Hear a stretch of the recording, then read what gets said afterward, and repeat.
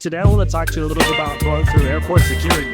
Everyone knows a bad experience going through airport security can mess your whole trip up. I've gathered up 9 tips and tricks over the past about 10 years that I've been traveling, so I just want to share them with you.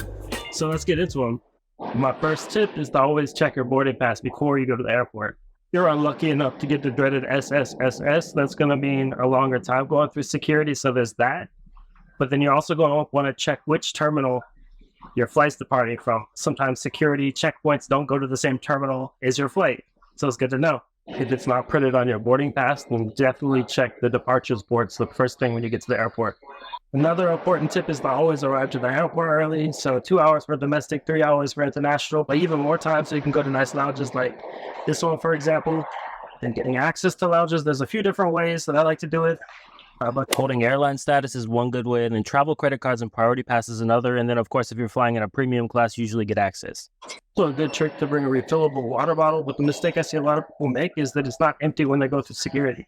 Make sure it's empty, or they might just make you throw it away. As far as all your carry-on liquids go, it's really best to just have one bag. Follow the 3-1-1 rule, so under 3.4 ounces for each of your liquids. You're packing up at home. Before you even leave your home, make sure to pack your electronics in a very accessible place. I like to pack my computer in a separate pouch in my Osprey bag. And then for the small electronics, you might not have to take them out, but plan that you will. Another big one is dressing smart for travel. Do you really need to wear a belt to get through security today? If not, probably just leave it at home. Additionally, in terms of what to wear, I always find that having a jacket with some zippable pockets is a good way to go. Basically, just toss all my stuff in there before I go through security, and then I don't have to worry about it all until after I've got through security. And then the last one about clothes might seem a little obvious to some of y'all, but don't wear something on your feet under your shoes that you wouldn't feel comfortable walking on the floor with, because you're going to probably have to take your shoes off and the floor is going to be pretty dirty. Keep your eye on the fastest line.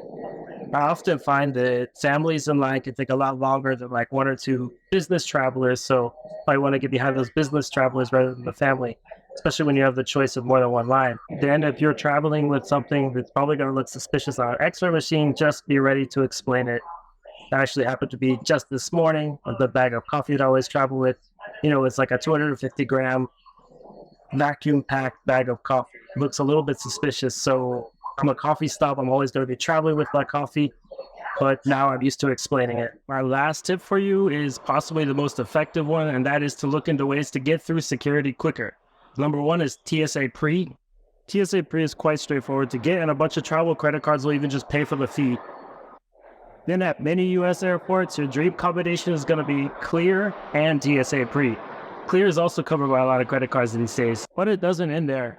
I've had Amex Platinums get me through security faster in places like Rome and Stockholm, Sweden. And then there's lots of other ways that you can get through just depending on the country, really. I hope you enjoyed my video. Thanks so much for watching, and stay tuned for more.